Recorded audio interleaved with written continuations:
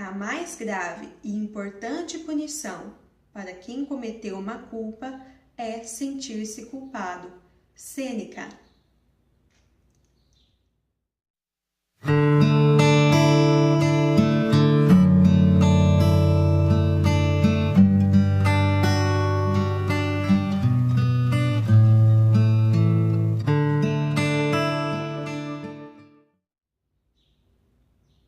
Uma das sensações mais desconfortáveis que um ser humano pode experimentar provém do sentimento de culpa. É como um fardo pesado, algo que se carrega sem a esperança de alívio. Mas de onde poderia se originar esse afeto? Primeiramente, vamos cogitar o que seria a culpa. Parece fazer sentido que a culpa vem da ideia de que se sentiu algo indevido. Não é propriamente a ação. A ação é apenas aquilo que é passível de observação. Parece que a culpa tem mais a ver com a intenção do que com a ação. Segundo Freud, a nossa mente se estrutura em id, ego e superego. O id corresponde à nossa parte primitiva, o instinto, tudo aquilo que tem a ver com autopreservação, fome, sede, desejo sexual. O ego é a nossa parte mais consciente, que harmoniza as influências recebidas do id e do superego. Já o superego é a nossa parte ordenadora, censura, o não, a parte juíza, realmente o nosso freio. Pensando em um exemplo do cotidiano, vamos imaginar que alguém está em um propósito de fazer uma reeducação alimentar e sente-se tentado a comer um doce do qual vinha se abstendo, que é oferecido por um amigo. O id dirá: eu vou comer esse doce agora. Eu não me importo com a reeducação alimentar. Isso fica para depois. Eu quero o prazer agora. Já o superego diria: isso é proibido. Não, eu não posso comer esse doce. Será que mais uma vez eu vou começar um projeto e não vou terminar? Desse jeito eu não vou conseguir emagrecer nunca. O ego precisa de todo um desenvolvimento emocional saudável, de muitos aparatos, para que o seu superego não fique rígido demais e ele também não seja dominado pelos impulsos do id, que são apenas pelo prazer imediato. Uma tarefa nada fácil, não é mesmo? Parece-me que o sentimento de culpa vem de uma certa censura. Imagine ainda esse exemplo. A pessoa come o doce. A censura será mentalmente manifesta. A culpa parece vir de um desejo que foi reprimido. É como pensar algo e logo em seguida dizer: não, isso eu não posso pensar. Então, reprime-se o desejo. A culpa é filha da repressão. Melanie Klein, psicanalista austríaca, também desenvolveu essa tópica em uma de suas obras mais importantes, intitulada Amor, Ódio e Reparação, de 1937.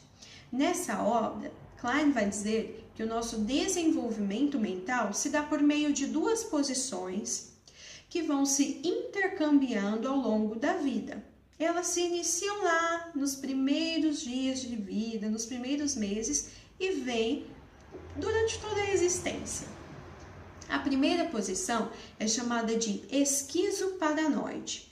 Esquizo significa dividido e paranoide, perseguido.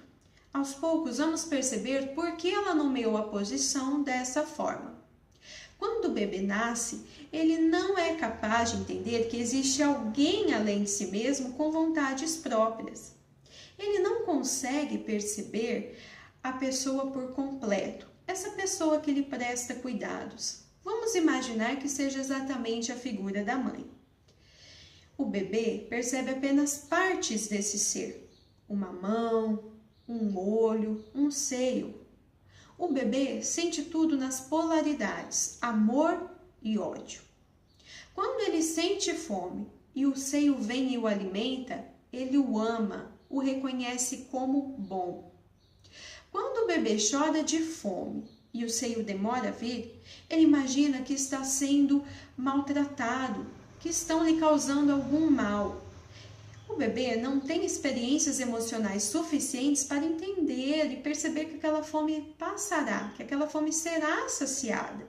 Então ele imagina que está sendo destruído mesmo, aniquilado.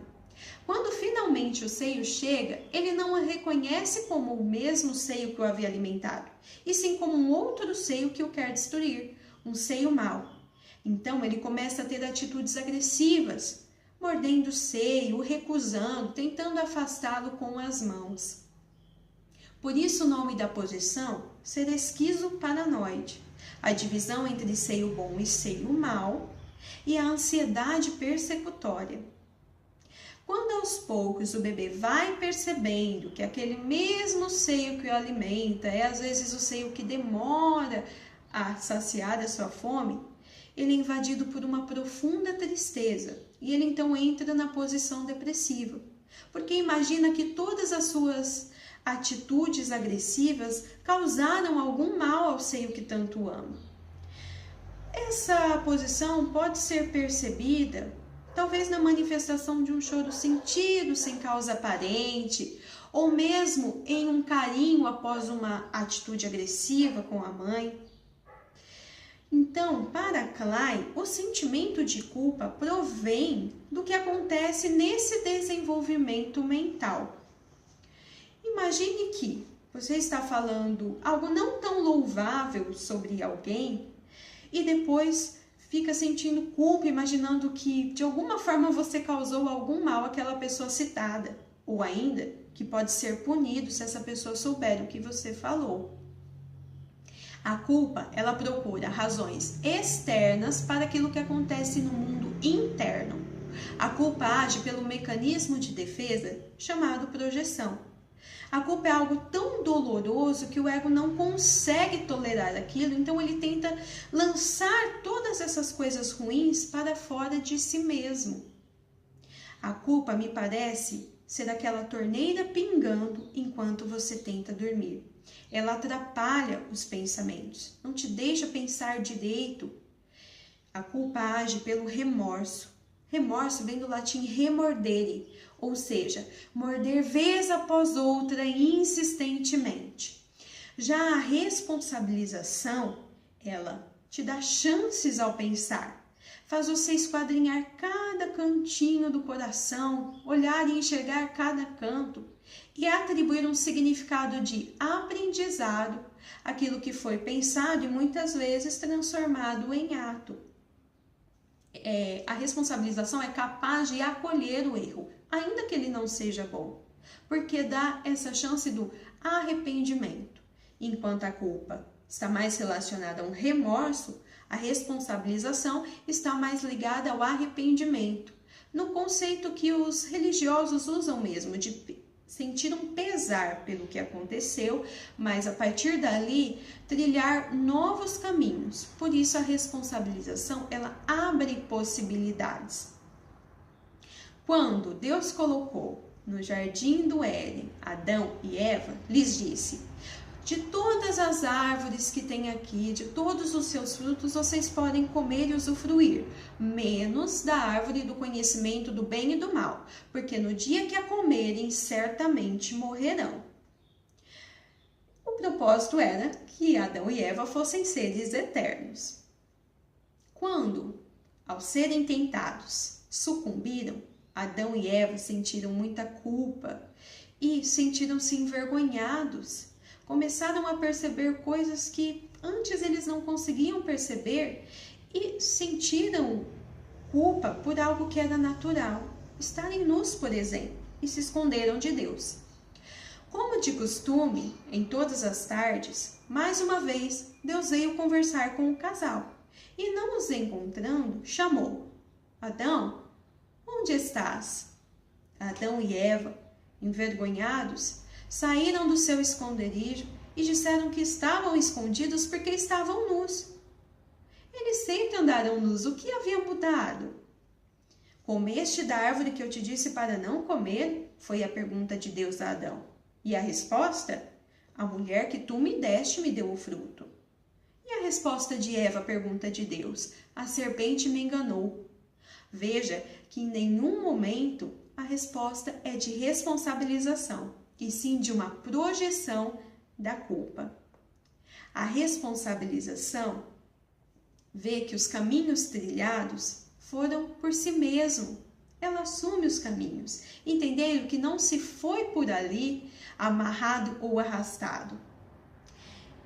É real que nem todos os nossos desejos são saudáveis, mas o que eu faço após o que eu penso é que fará toda a diferença na minha jornada. Se você gostou desse vídeo, não esqueça de curtir, de compartilhar, de deixar nos comentários o que você pensou por essa reflexão. Deixe links também, se você lembrou de algo que tenha muito a ver com esse assunto, deixe lá no bloco de informações. Há muitas pessoas passando por aqui que também podem se beneficiar da sua ideia.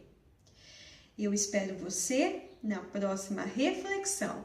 Um abraço bem forte e até lá!